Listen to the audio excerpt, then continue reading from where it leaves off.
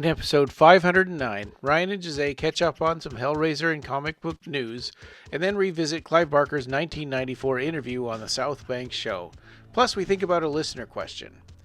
This is the Clive Barker Podcast, where longtime fans Ryan and Jose interview guests, bring you the news, and take deep dives into Barker-related stuff. This episode is available in YouTube video and podcast audio. This episode is sponsored by Don Bertram's Celebrate Imagination. Don Bertram is a longtime friend of Clive and advocate of his art, but Don's unique and inspiring paintings are for sale, and over 50% of the proceeds go to the Arts and Medicine program at the Texas Children's Cancer Center. There's even a paver in Washington, D.C. representing Celebrate Imagination. We're thrilled that this worthy cause is sponsoring our podcast again this year, and we hope that you'll consider looking over the Etsy shop to buy one of his original paintings or books. Follow the link in the show notes or click the side banner and let's see what's new with Don Bertram today. Follow the links to his Facebook page to see Guardian Angel 2, Shooting Star, and Rescue Puppy X. Let's welcome our other sponsor, Ed Martinez, and his YouTube channel. Lots of great special effects videos and Barker-related content. What's the latest from Ed? Hey, if you want to help us out, support us on Patreon at patreon.com/BarkerCast589. Our subscribers will get exclusive access to content not available anywhere else, like our Collector's Corner video series, rare Barker videos, and early behind-the-scenes stuff. Our supporters get to help us choose episode topics and even join us on the podcast. Our supporters also get access to the exclusive channel in our Discord server. We'll be forever grateful if you consider helping us out and subscribing to our Patreon. We owe everything to this circle of magicians, so let's give a shout out to our Patreon supporters and see what's new on Patreon. We can't thank our Patreon members enough, but I'm going to try. So thank you David Anderson, Erik Van T Holt, Daniel Elven, Amanda Stewart, Bradley Gartz, Matthew Batten, Jesse, Bennett Reingold, and Clara Leslie. Also thanks to our sponsor Don Bertram and Ed Martinez's YouTube channel. Welcome to episode 509 of the Clive Barker Podcast. How's it going? Hey, I'm doing good, Ryan. Good morning. As we record this, it's Saturday morning.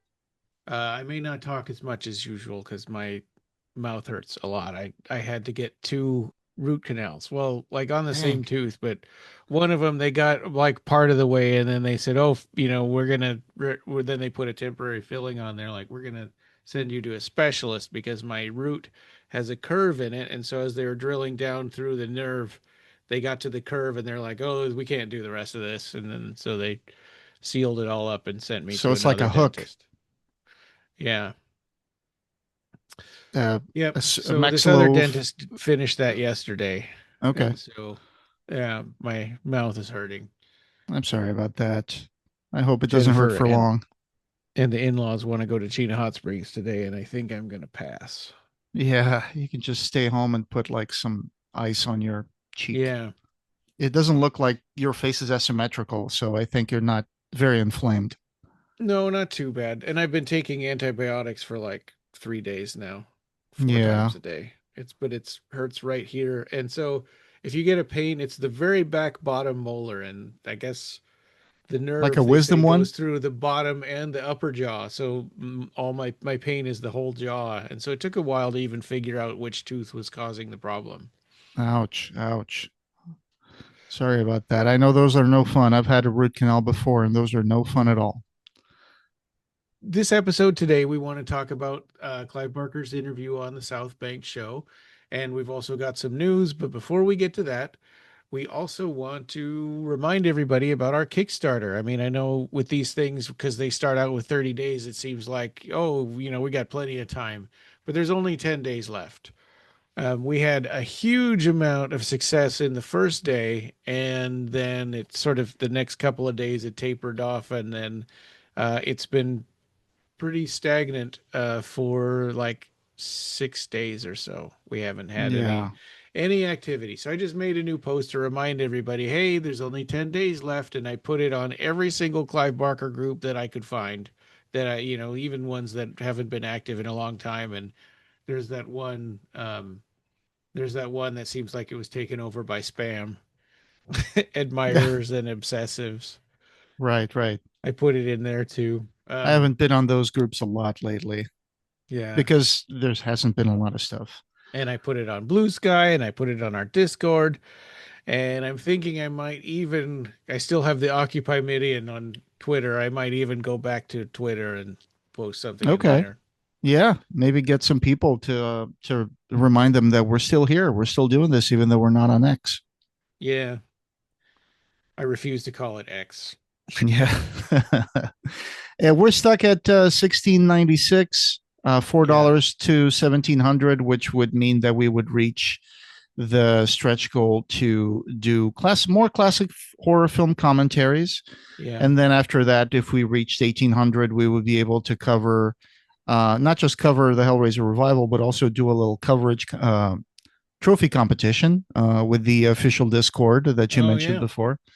Yeah. And then if we reached up to 1900, we'd be able to do a new feature for the podcast where we could talk about the art of Clive Barker and his character portraits, which is always a interesting thing to talk about Clive Barker art and go in and see what characters are represented in his art. How are those sketches different from each other?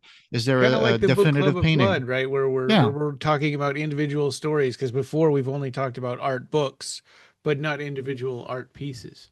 So to Right. dedicate a whole episode, maybe it'd only be 15, 20 minutes or half hour, but to do a whole episode to one portrait would be pretty cool. It's something we haven't done before. Well, when I came up with this, I was thinking more like a feature that we wouldn't have to talk for too long because we can only talk so much about a character without going through all the things that they do in the novels, and that's not what I want to do. I was thinking more about, for example, you got Princess from Abarat. What was she called? The princess that was eaten by a dragon. Oh, oh my gosh. Well, the princess, for example, Yeah. there's a portrait of her where she's got like a blue eye and a brown eye, right? So it's kind of like, or am I thinking of Candy Quackenbush? Yeah, at that's this point? Candy. Okay, well, Yeah. right, but it's like, for example, let's take Candy, right? I mean, she has several portraits, and Clive depicts her as a girl that goes to school, a teenage girl, and she's got like a heterochromia in her eyes. I think that kind of represents a duality of the nature that she's got the soul of the princess of the Abarat inside her mind and stuff like that. That's what I was thinking about, and look at what different portraits, how she changes through the. I see. Yeah, Okay. for example, she cuts her hair short when she's like exploring the Abarat. So there's another one of those. Yeah. Or for example, when you look at the grandma that makes the stitchlings, right? Matter Motley, for example. There's a great portrait of Matter Motley that Clive Barker did, right? Where you can see her like a 3/4 figure and she's like holding a needle and she's kind of looking to the side. And you can tell by holding the needle that Clive is showing us how she makes the stitchlings and all that stuff. So that's the kind of stuff that I think is really interesting when he creates a portrait. All the little things that you can read into the subtext of the character and stuff like that. Yeah. Yeah, I think that's a great idea. Now I understand it better. I mean, I like the one that I misunderstood also, but yeah, if you want, we can talk about those things as long as we want. I was just thinking it was going to be more like a feature inside an episode. Yeah, so all the different portraits of a certain character. Yeah. Which there may not be a lot of them that have more than one. That's true. There are some that don't even have anything, like Candyman, right? Candyman only has that one thing that was released in like some edition, the magazine, right? Where you see like this weird ropey figure, black figure, like. And he had his hair was like sticking way out. That's right. That's right. Yeah, this kind of crazy hair. Looking. Yeah, that's pretty neat though. Yeah, but there's a lot of them, especially in Abarat, where he basically created a bunch of portraits. But I'm also interested in looking into stuff like what kind of sketches did he make for the characters in Weave World, for example. I know that there are some characters, there's definitely a lot of characters in Thief of Always that he sketched. Yeah. So we can see all. Oh, yeah. Lots of sketches of Harvey and. Yeah. Wendell. So, it would be great that we could add that to the episode. If not this year, then at some point. But that would mean that we'd have to reach at least to the 1900 level, which shouldn't be too hard within the last 10 days. So it'd be great if people could actually just help us out and fill out our year of episodes. Plus, we have the next stretch goal we have for $2,000 is a sort of a Jericho retrospective behind the scenes and QA kind of a thing. So part of it would be all of the group getting back together to talk about their characters and where they see, where they see they're going, and a QA, and if anybody has any questions about what was going on, and I would talk about reasons why things happened that maybe people don't know, threads that never were explored, and stuff like that, and artwork and stats for the monsters, and we could show some video. I was thinking of putting it together sort of like a documentary kind of a thing, and some video of the maps, because those battle maps were, a lot of them were 3D, and they had, Animated. yeah, animated, and they had fire and flowing lava rivers and stuff like that. One of the things I liked the best, one of the maps that really stood out was when we were in the pyramid in Africa. And Mm. we came down to the bottom where there was a big lake full of dead bodies. And then we Oh had to get yeah. on the ship and cross that. That Yeah, was awesome. That was a great map. That that that was, one, yeah, that was a lot of fun. the one where we fought in during the council election where my brother Oh yeah. was running against our main opponent. Yeah, Uh, that was one of the ones Rob designed before we had this 3D thing. that was really good too. And then of Yeah. course the one in Beatrix running Yeah. down the running down the hill. Yeah, And even the right. ice cave in the first hallucination with all those monsters, the righteous, Yeah. they were pretty cool. And so that's the last stretch goal we have on here, but there are other ideas. I have one that we're not anywhere near, for if I was going to do a second season of Hmm. Jericho Squad, or a second campaign.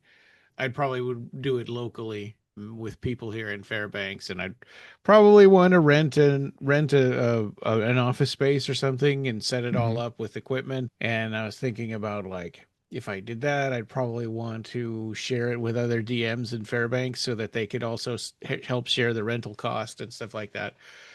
So it would take some money, and I can't guarantee that other people would want to join in on something like that. So, I'd want to have some money in reserve to pay the Yeah. rent. And would that But be like a continuation of a Jericho game or a it new would be a new squad, so we new couldn't call squad? it Squad 77, right? It would be a Right. different squad. Yeah. The squad Yeah. 101. And then the makeup and the story, the Kickstarter, what kicks it all off is really who the characters are and where they come from, Yeah. because that's what happened last time. Yeah, and we ended up basing it in the Second Dominion, and it was kind of an Imagica kind of setting. I think mainly because of your character, but yeah, because your character got kidnapped, and then Midian got destroyed, and or the Midian base got destroyed, and so everybody kind of went over to help you rescue your brother.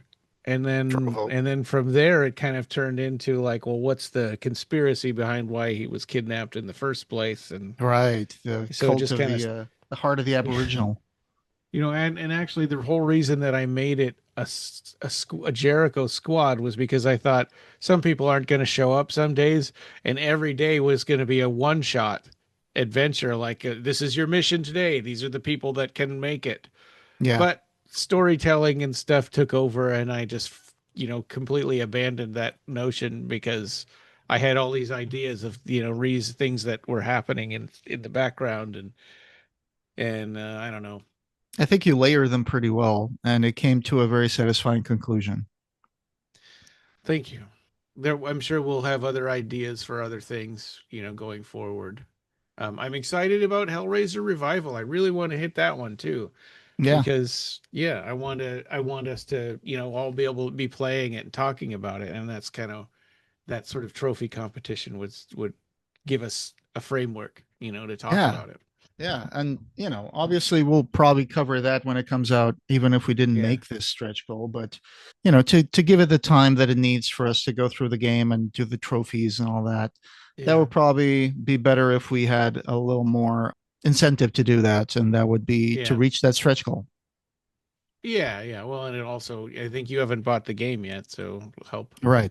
That would help Yeah. with that as well. And I know people think, well, whether you reach the goal of $1,000 and so you're good. And I always put the goal at the bare minimum, and then the stretch goals are other things. The bare minimum is just to keep the podcast alive. But I the think stretch it's goals are, help us plan our content for the next year, for mostly for 2026. Yeah, I mean, you've always done that where you just put in the bare minimum. I think we could, if we continue forward, we might start putting a original stretch goal, original goal to be a little higher, maybe. It feels Yeah. like there's a psychological effect that when people reach that goal, they're like, okay, they're good. Yeah. they they got what they needed for another year. And it's like Yeah. we did get what we needed for another year, but we put in a lot of our money on buying stuff and Hmm. stuff for the podcast and items and books and stuff. And sometimes Yeah. it would be great. We could do more stuff if we could afford to buy other stuff and get that Yeah. covered by the podcast fund. Well, like this podcast studio has cost me probably $40,000 at this point. Wow. you know, Jesus. yeah, we don't have any of that on the Kickstarter, Right, right. because it's also just sort of for me because my house wasn't big enough, with the Yeah. Airbnb and stuff for all this. I had all my movies and CDs and in tubs in the garage. Yeah, we were kind of thinking about what we were going to do this weekend. I think it was my suggestion that we could discuss the South Bank show Yeah. from 1994 with Clive Barker. So, Yeah. should we get into the news first? We have a little bit of Yeah. news. We do. It mostly seems to be Hellraiser news, but we'll start out. Pete Atkins brought this up, and if it weren't for him, I wouldn't have known at all. But the Hellraiser Chronicles, okay, there we go. Hellraiser Chronicles has been reprinted. Originally it was printed by Titan Books, and now it is by Penguin, I think. Yeah, that's right. It's being released by Penguin Random House. Looks like it was published on September 16. As we record this, it was 11 days ago. So Yeah. you guys should still have it available. You can buy it from Amazon, Barnes and Noble, Books a Million. That still exists. Wow. Yeah, and I think the original printing was 1992. I was just starting into collecting and I was going crazy and buying everything. So I Yeah. bought mine, back then, but if you didn't have it, it got a little difficult to find. Yeah. And so now's your chance to get a new reprinting of it. And thanks to Pete Atkins for pointing this out on his social media. Now we know about it and we're able to tell you. Oh yeah, this has been out of print for so many years, Yeah, maybe 20 my years or camera more. keeps moving down. There we go. Yeah, it's the AI. That is a great book. And if you want to get it, it's not as like you brought this up one time, for example, that you thought that the Nightbreed one is a little more complete because it's Yeah. got the biographies for the different characters and stuff. And I think this one, because it's more about, it's not about just one movie like the Nightbreed Chronicles was. It's about a series of movies. At the time, I think they had the first three movies are covered in this Yeah. book, right? They didn't have exactly like a photographer on hand to keep the style consistent, right? So it's got a lot of Yeah. poster pictures. It's got some articles about the special Yeah, effects. I It's mean got the interviews. Hellraiser 3 section is kind of more like Nightbreed Chronicles because, Right. It and was then coming out. the Hellraiser 1 and 2 stuff is all like screenshots from the movie and stuff like that. And photography, some photography backstage by Murray Close Yeah. Yeah, as well. exactly. When they did those photos for promotional materials, which is great to see those. These are pictures you won't see anywhere else, to be honest. I've got this one. I think I got this one signed by Doug Bradley on one of the Pinhead pictures. And then I think he also signed my Nightbreed Chronicles on the Lylesburg photo. So those are the only Yeah, signatures I have I on did the those. same. Yeah, I had Doug Bradley, Simon Bamford, Nicholas Vince, Clive Barker Yeah. I should have sign brought my. those to the US so I could have both of them Yeah. here. I just have the Nightbreed one somewhere Oh, okay. because I bought another copy when I was in the US. And this one coming up, I'm going to snatch one of these too because Yeah. it's always nice to have this book around. And our next item, special thanks to Cyber Ghostface on Reddit, pointed out that there was a hint on Suntup's website that the Hellbound Heart is coming out in December. So Oh, they didn't come out right out and say it, but they've announced before that that was the other book they were working on. But now they're saying they've got a little blurb on the second paragraph on our link in the show notes says some boxes should never be opened, but we're pretty sure you'll want to open this one when the Suntup edition arrives at your door. And so, yeah, I mean Oh, that's amazing. seems like pretty good news. I'm excited about that. Although I Huh. wasn't able to get the Magica one when they did that edition, and that looks really nice. Yeah, Eh, they say that it's going to have three different bindings, right? The Yeah, lettered, numbered, and classic.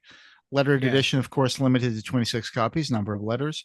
Numbered edition is limited to 350 copies, and then the classic edition is limited to 1,250 copies, and they're all signed by the author.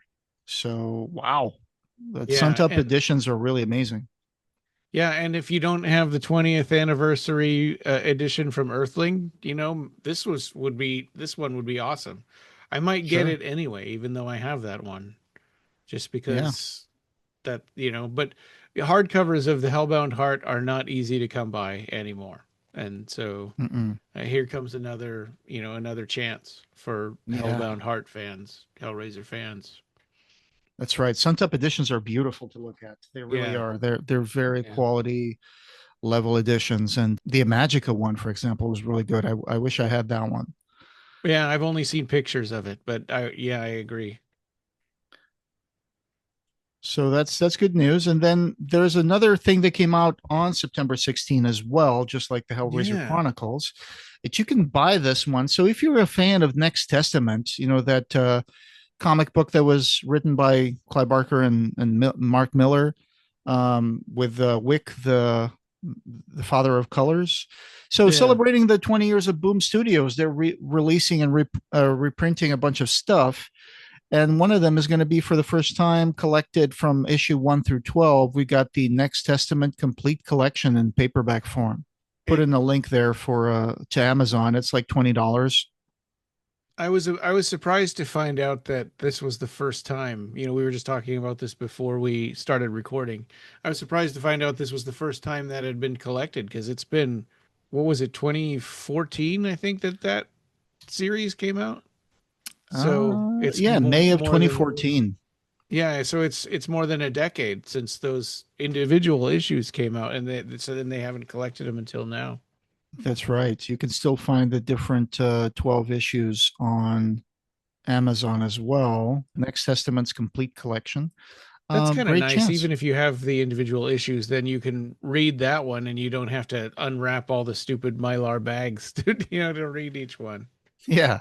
And you can read the whole story without the breaks between grabbing another issue. And that story takes place very Yeah. quickly. So it's very cinematic. So it's good to have Yeah. one thing that goes through it from Yeah. beginning to end. Yeah. Very apocalyptic. It was Yeah. originally meant to be called Next Genesis, but then they found out I think something else had that title. Oh, yeah. Yeah. I forgot Yeah. which one it Or was, New but then they, Genesis. That's what it was. New Genesis. And then they oh, it was changed it to because of Next Testament. DC. It was because of the New Gods. They also had a place called New Genesis, I think, created by Oh, Jack okay. Kirby. I think that has to Oh, do with that. Yeah. yeah. But anyway, so Next Testament is out, all 12 issues in the complete collection. Nice. Yeah. That's worth taking a look at.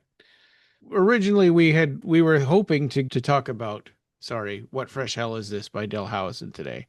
And I was not able to I've read almost half of it so far. I'm just with all the stuff going on. I've got in-laws over Mm-hmm. and I've got my tooth issues and stuff going on at work and I just was not I didn't make it.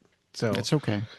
yeah, I think that maybe next week I'm hoping I'll do some more reading this over this weekend if I don't spend the whole time editing things. We'll get back to that, we promise. And I wanted to send an email to Dell telling him sorry, it's my fault, I've got all this stuff going on, but we're getting there.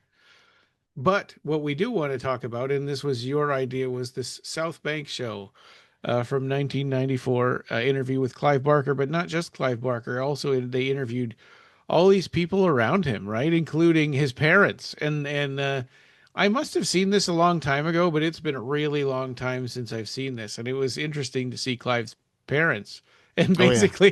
basically they're kind of doing like my shirt, right? They're like, Yeah. yeah, where did this come from?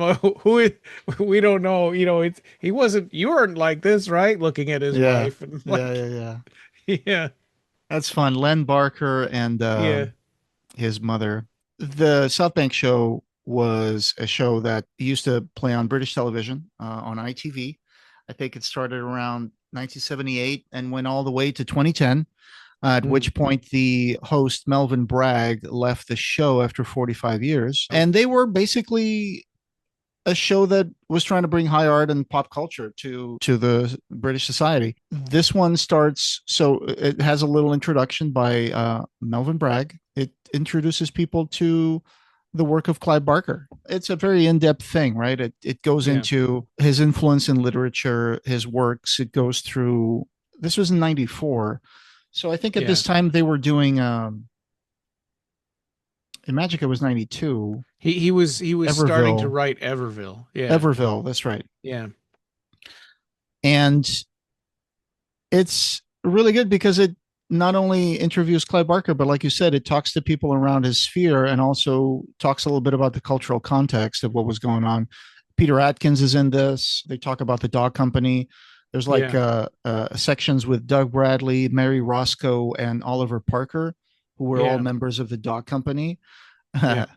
But it's great when you see pictures of Clive Barker's parents. They're being interviewed for TV, and they're probably in their own house in their living room, and you see the Barker household family with the little plates and the shelves back and behind them and stuff, and the Yes. little porcelain plates, and they got Yeah. a table full of like food, which is just very familiar to me with my parents' generation. Every time someone visited, you bring out the good china and you put out some nice spread of Oh yeah. food, Yeah. and so that was very familiar to me to see this kind of household. But that's where Clive comes from, and like you said, Hmm. Len is like talking about like it's not, well, his drawings are not the kind of drawings I would love to have on my walls, but I understand that Yeah. that's what he And he likes. said, and we watched Hellraiser, and I just don't know where that came from. Certainly not from me. Yeah. That is such a funny way of like Yeah. trying to push away the blame. what Yeah. what made him this way? It's parents Yeah. could be funny. They can embrace you for who you are, or they can just embrace you for who they think you are, but also think I don't like this part of you, and Yeah. Yeah, that's they and have she their said, way. "Well, whatever he did was shut up in his room, and his room was kind of a mess of all of these his ideas and his work, and we just told him as long as it stays there and it doesn't spill out into the rest of the house, like it's a contagious disease."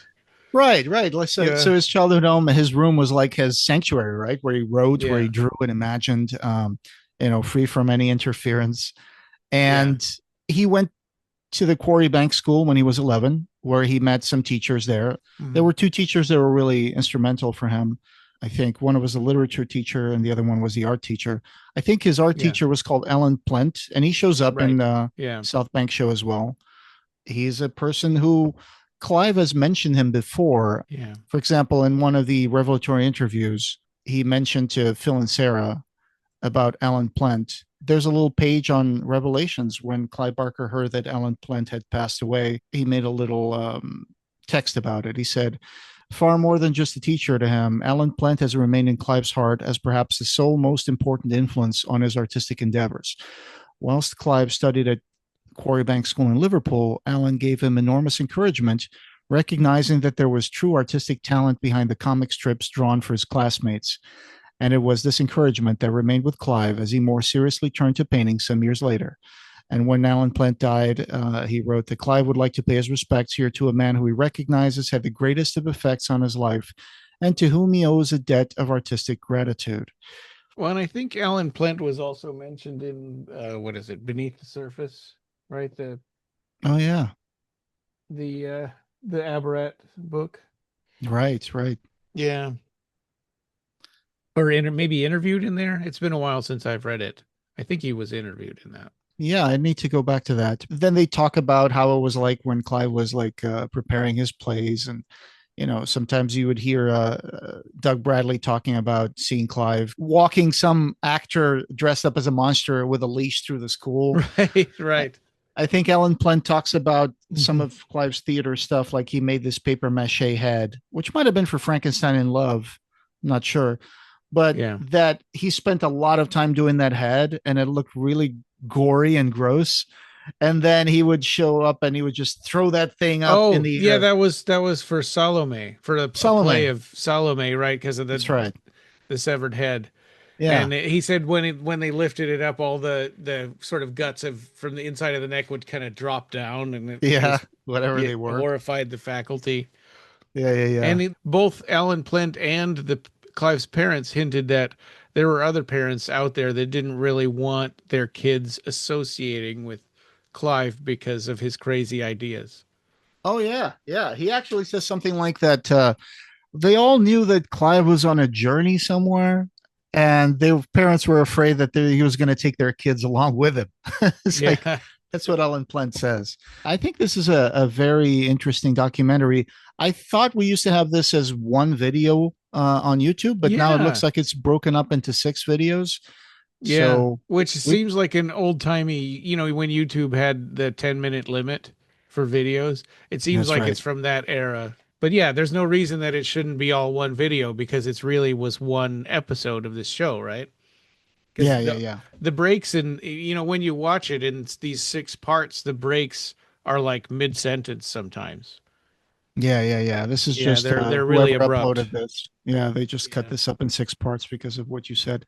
But But we've got the link to that in the show notes, so if you want to watch that, you can and then come back to our I'll see if I discussion. can find a better version of this somewhere. And if I do, Yeah. maybe we can put it unlisted on our own YouTube channel. Mm-hmm. That would be an option. Yeah, we've got a Barkercast recommends playlist, and it's all Yeah. other people's stuff. You mentioned Salome when he was doing the head and stuff, and that's Mm-hmm. funny because then they also talk about when he was doing those short films, The Forbidden and Yeah, Salome. yeah, And obviously Clive Barker is there talking about it, explaining how they did that in a florist shop in Liverpool. They developed the film in a bathtub. It says here, I think when he was 19, he decided to do that 8 millimeter film based on the story of Salome. And he put that stuff on black and white film, and they developed it in the bathtub. Is oh They were just doing what they could, they were 19 and yeah, 20. And then those movies never really got completely assembled until early in the 90s, right? When yeah, they yeah. finally, Right when they made when they first put together the VHS of those two movies together. yeah. I remember there was like a fringe video store at the University of Washington, near the University of Washington in Seattle, that I could rent that from. And that was the only place that I could ever find it. I don't remember it being like mass market produced until later. Yeah. But I used to get Clive's, also like Godzilla movies that were all, didn't have any subtitles there they were on in laser disc. Japanese. Yeah, I would get the laser discs, Yeah, because yeah, they yeah. laser discs are region free. Were you able to understand the movie, or there's not a lot of dialogue in some of those, right? Yeah, mostly. I mean, you start learning words that don't aren't like normal words that you would learn, through casual Japanese conversations or beginning classes, right? Like, Right. Saibo means cells. Gojira no Saibo is Godzilla cells. Because they're always Oh, scraping off his skin and trying to make new things and they make another out of his. Godzilla and stuff. Yeah. Yeah, yeah.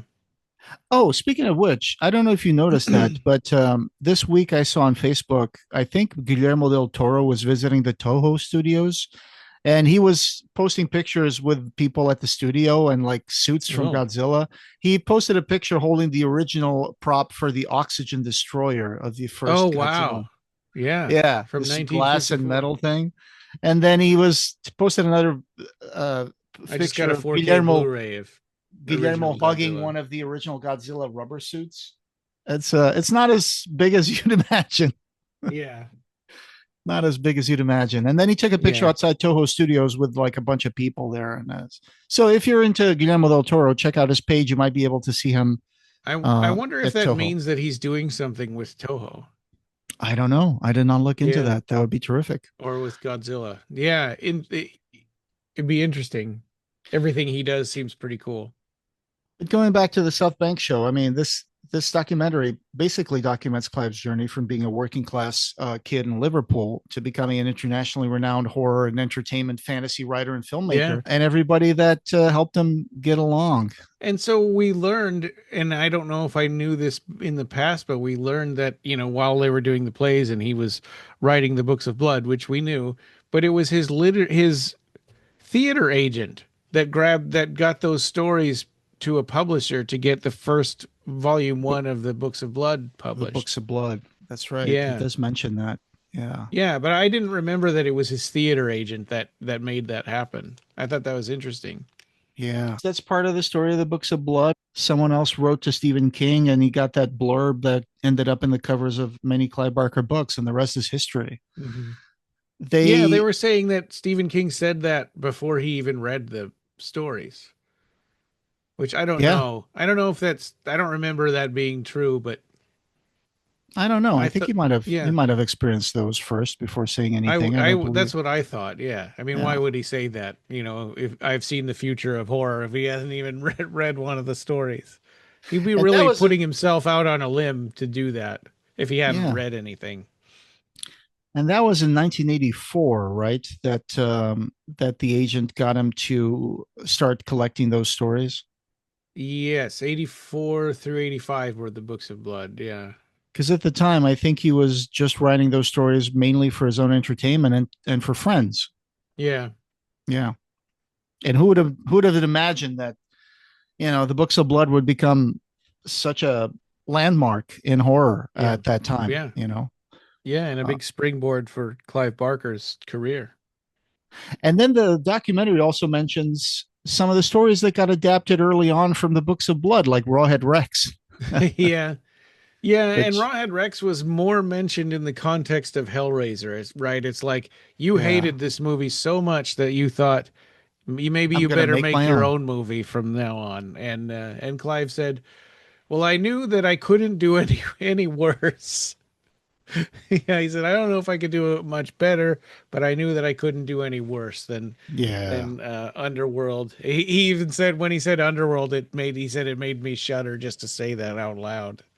He hated transmutations slash Underworld so much. He hated it. Yeah. Yeah, So, once he understood that another person adapting his story would probably never be faithful to his vision, he decided, well, let's yeah, do it ourselves. And then yeah. But that's he when eased they up on that later, right? I mean, and he found good people for the most part to adapt his other movies. Like when Candyman came around, I mean, he was saying that on this interview in 1994, but Candyman had already come out, and yeah. so obviously later on he discovered that if you get really good director who sees your vision and is not going to try to take the whole thing away from you and say no, now this is mine, Yeah. then they can do a good job with it.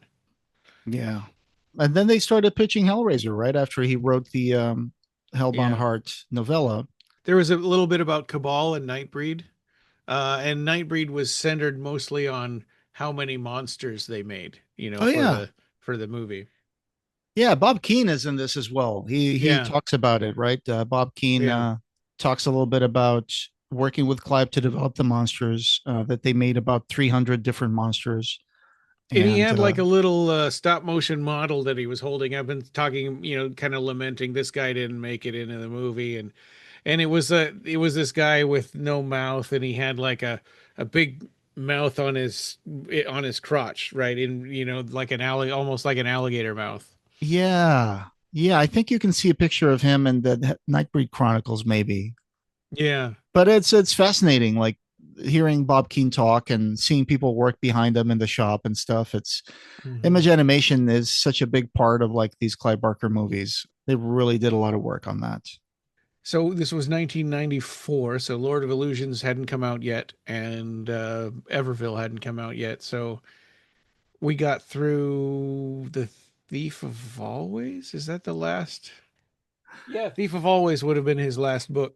At the time of the interview, right? Magic is 1990, or Yep. no, Magic is 91. Maybe Thief of 90, Always is 91. 92. And then 94, which is when they were working on this, South Bank show was when he was working on Everville, which was kind of Yeah. like his first return to previous book, right? It was kind of like his first sequel Yeah. in a way, Yeah. in books at least. Yeah. Definitely, Everville is a sequel to the Great and Secret Show, and it kind of picks off a little bit after the first volume ended. Gives us kind of a prequel to what happened with the Yeah, but the same amount of time goes by between as in real life, right? So if the Great and Secret Show happened in 1989, then Everville happens in 1994. So all the That's right. characters had a lapse of time, in Yeah. between.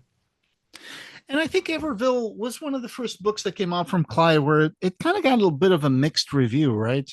I Well, guess, and I think that I know that my first reaction to Everville was like, geez, why'd you do that to Joe Beth and Howie, yeah.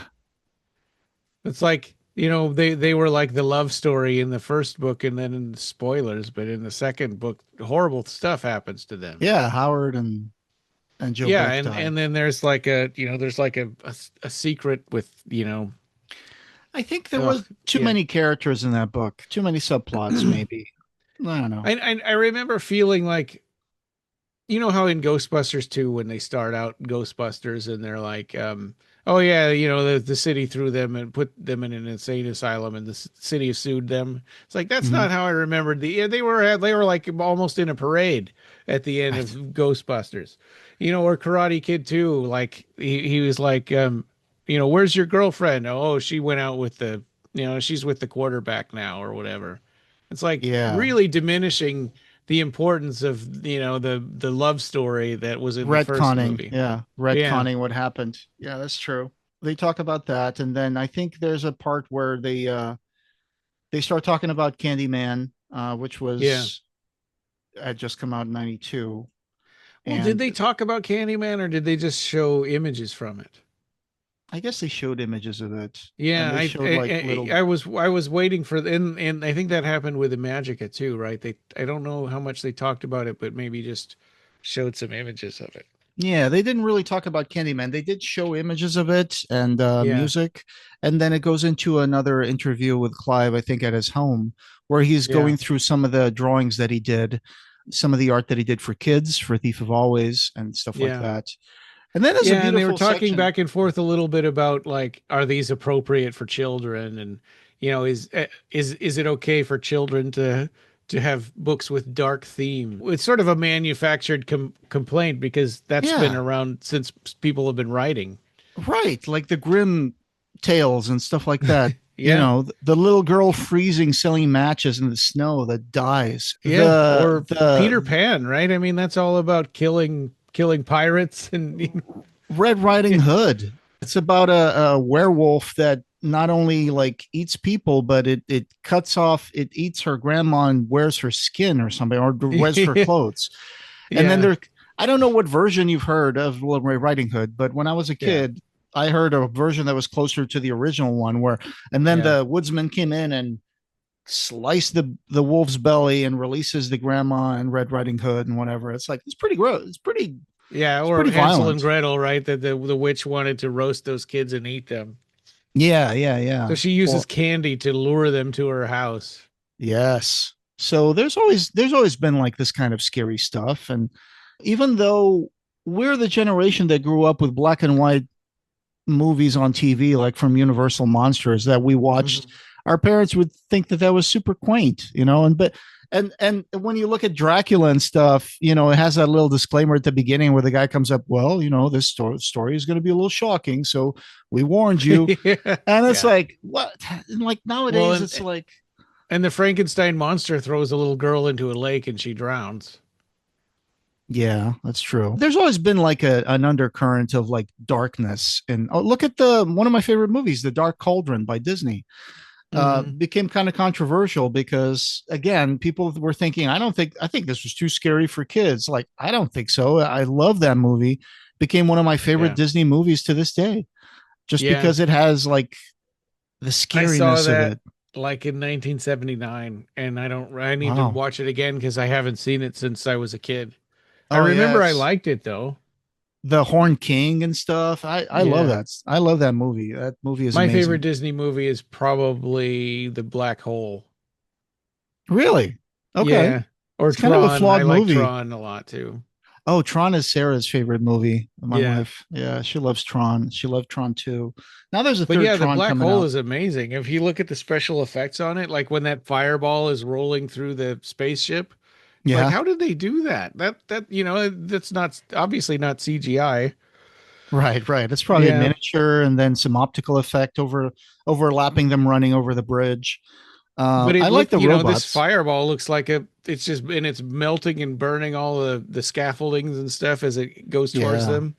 And the Yeah, and Cygnus, the yeah, spaceship, right? It's a yeah, beautiful model. It's completely unrealistic for a spaceship because it's like it looks like a greenhouse in space. I mean, it's just panels of yeah. glass everywhere, which for a spaceship would be suicide. Yeah, If a little bit of yeah. debris hits your spaceship, boom, your atmosphere And, starts. and I also love the idea that robots in outer space would just rely on magnetism to get around all the time, and they wouldn't need feet or wheels or stuff like Yeah, that. you're right. I thought that was really cool. It's like at first I used to think, man, that seems like a waste of energy. But the more you think about it, like no, they live in a metal world their whole lives, right? So of course they're going to Yeah. use electromagnetism to hover around and stuff. Or even just if they're in a spaceship with no gravity, they can just do air jets and stuff like that. Hmm. The only casting on that I totally think is unrealistic is Ernest Borgnine as an astronaut. But apart from that, Ernest all right. Borgnine, his only qualification is that he has to get killed. Yeah, yeah, he's pretty cowardly. But then another scene that I think is really pretty and very significant in the South Bank show is when Clive is standing with his back to the nighttime landscape of LA. Yeah. You know, Yeah, and he's it's talking about how beautiful it is, but also how superficial Los Angeles can be. And this is not the first time that he's talked about people lifting weights and how superficial those people are, that they starve their mind and feed their bodies and stuff like that. I mean, I think yeah. he talked about that in the art Clive Barker, The Art of Horror, that 30-minute video. Hmm. I think he talks about that too. Yeah, he mentions some real gems here. He says that about LA, it's a place where people tan over their diseases. It's a place where people Yeah. have incredible pieces of surgery done to their bodies to reshape them. And it's a place where people work out relentlessly, sweat their bodies to rack and ruin in order to be beautiful. Yeah. Worships the flesh in every form. And boy, do I feel at home here. Yeah. Yeah. He stops by a Yeah. gym and then he talks about a store, a bookstore that he likes to go to. And I think, Yeah, what was the name of that? I tried to catch it, but I missed it. well, I understood the soap plant, and Yeah. there is a store in Los Angeles called the Soap Plant. So I don't know if that's the store that he's talking about. I think it might be. Now it's called Wacko Soap Plant. It's Okay. a gift shop slash. It's got tons of things from plushies to like party things to dolls to books. If this is the one that he mentioned, because it's a little hard to listen to. I think he mentions the soap plant, and if that's Yeah. what it is, then it's a store in LA. I'll send a link to the show notes so we can add that as Yeah. well. But that Yeah. store has a lot of interesting stuff. He's going through the books and he's talking about the books that he likes to read. It's really pretty cool. That view from the backside of his mansion, I didn't remember it being that huge. There were like Yeah. three stories with three different like little parapet landings for staircase and stuff. Yeah. Like I don't remember it being that big. Maybe I don't know. Maybe it's just because I didn't. I mean, I went in his backyard once, but I was Yeah. looking at all the little tents with the paintings and Right. stuff. I think part of the house goes lower than the street on the other side. So that's why Right, there's because a it's built into a hill. right, Yeah. right, right. So I think that's why it looks bigger on the back than it is on the front. Yeah, we get to see a lot of like Clive's house. We get to see his office where he works with those giant windows that let in all that light Yeah. and those bookshelves where he's got like the little stairs that he can go up to and get books from the Yeah. top shelf. When I It's was such a watching that, I beautiful. couldn't help thinking that there were all these piles of things that were blocking the ladder from moving, side to Yeah. side. Yeah. Yeah, I I relate to that. Sarah tells me that I like to make piles of stuff and leave them around the house, and I Uh, guess it's true. I like to get to a place and get the things that I want to have with me, and then instead of putting the books back, sometimes I just put the books into a neat little pile and say I'll put these back later, and then I yeah. don't. Yeah. But he's on the floor there with his German Shepherd, Lola, I think, Hmm. and he's talking about dreams and the importance of dreams. And when he's writing a novel 10 hours a day, he's kind of dreaming with his eyes open. And that's just perfect. I love the South Bank show because it's a great introduction for anybody who, is interested in Clive Barker. Yeah. Yeah, I agree. It was really neat to watch that. I think I've seen it before, but I couldn't remember if I had. But it was good to visit or revisit. Because this is 94, right? So this was Yeah. around the time when all those awesome things were coming out, like the Shadows in Eden, Nightbreed Chronicles, Yeah. Hellraiser Chronicles, Eclipse graphic novels, and you see Yeah. like footage of like fans standing in line waiting for him to sign that, and giant piles of Nightbreed Chronicles, Hellraiser Chronicles, Shadows in Eden. Comics. Yeah. Particularly like signings from this Forbidden Planet signing that he was on. Did you ever get to see him at Forbidden Planet? You saw him at Dark Delicacies, right? Yeah, no, I didn't. Dark Delicacies was much later in 2008. Yeah, So, yeah, going to California wasn't a thing I could afford back in the early 90s. I yeah. just went to when he came to Seattle, that's where, and I was living near there. That's where I would go. It just makes me wonder some of these fans that are being interviewed online on the line to get signed by Clive Barker. It makes me Yeah. wonder if these guys are still around and if they still remember being in this documentary, Yeah. and if because there's quite a few, and this is There was one 94. It's guy not that that that was far. asking Clive about, he says he worked for Virgin Interactive and was asking Clive, "Do you have any games coming out?" And he said, "Oh Oh, yeah, Ectosphere." oh, that was going to be one for Ecto Kid, right? Yeah, yeah. It would Yeah, be, yeah. that might be one for us to deep dive into like you did for Hellraiser games, because all Sure. we know right now, the only thing we ever known about it is that it's something that didn't happen. Because Clive created Ecto Kid to have one eye that can see the real world, one eye that can see Can into see in the the ghost world. ghost world. I think there Yeah. might have been a mechanic that they were going to do with the game, but I don't really remember anything else about it. I'm not sure that there's a lot of stuff online, but we can definitely look into that. And I'm Maybe trying even to I ask. know I've read all those comics, but I'm trying to remember, could like the ghosts hurt him if he couldn't see them, or did he have to see them to be in danger? I think they could hurt him because you remember one of the first things he meets is like this kind of Jack the Ripper ghost in the comic books. Yeah. Yeah, that's a good question. I don't know. It's been a while since I've read the comic books. I should get back to that. Yeah, I definitely recommend people watch the South Bank show. If you haven't, we've got a link in the show notes. We did have one sort of listener feedback from our Discord from Warren EBB. He says, random broad question. Has Clive ever discussed why he leans into the darker, dirtier, gross aesthetic? I assume it's because he has seen puke and poop and other things as part of the human experience, so he's just giving them equal time. But curious if he's ever spoken to this directly in some interview. Hmm. And he goes on to talk about how he read Abarat to his kid last year and got surprised that people were slipping and sliding around in puke and saliva on the ship deck. And Oh, that's thinking, when and they're then he talks about transmutations and how it's full of junkies that physically mutate into their dreams. definitely. I know what scene is talking about, Nabarat. It's when in that boat that's fishing fish in the Isabella, and then these flying monsters are coming by to steal their fish, right? Yeah, I think. What was the name of those? I forgot the name of those. But when you read Moby Dick, anytime you read about like fishermen and fishing, it's going to be inevitable to talk about slipping and sliding on the boat and blood and stuff because like whalers, right? I mean, Clive lived in Liverpool, so I'm sure he knew about fishermen and people that sailed. When you had like whaling ships, those were like a big factory out in the sea where you have like a big furnace pumping out black smoke when they were chopping up bits of blubber and melting them down and rendering the fat and stuff. yeah. The boat would be covered in like grease and blood from the whales. So I think it's So just bringing a little bit of that gritty reality into his stories. Talking about that bat creature, I think that they captured, and it like puked or crapped all over the fish and ruined them for everybody. I think so. Yeah, I think that's Yeah. what you're talking about. Yeah. Zatek, was it a Zatek? Yeah, that's right. Yeah, a Zatek. Yes, that's yeah. True. That's an interesting because if they couldn't point, eat the fish, they would just poop all over it, so it would contaminate it.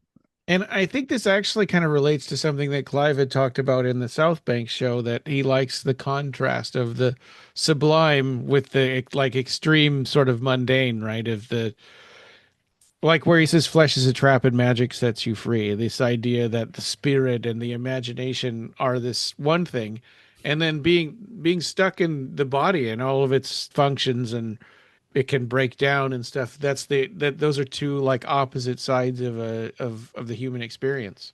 Yeah, I think we forget that we think of spit as like gross and stuff, but we're swallowing spit like 20 times a minute.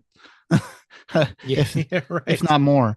We got all this blood inside of us. People don't like to think about all that stuff. All the food that you had at breakfast is still like being broken down inside you. You go to the bathroom and you do things. It's just part of the human condition. So when you transform your body, especially in the Clive Barker story, it transforms all of your body, and not just your mind, but your flesh as well.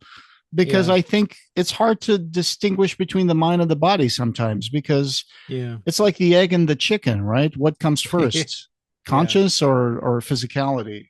Right. I mean, there's no conscious without physicality, and there's no physicality without conscious. So I think it's all part of the human condition, and I think he just likes to mess with that.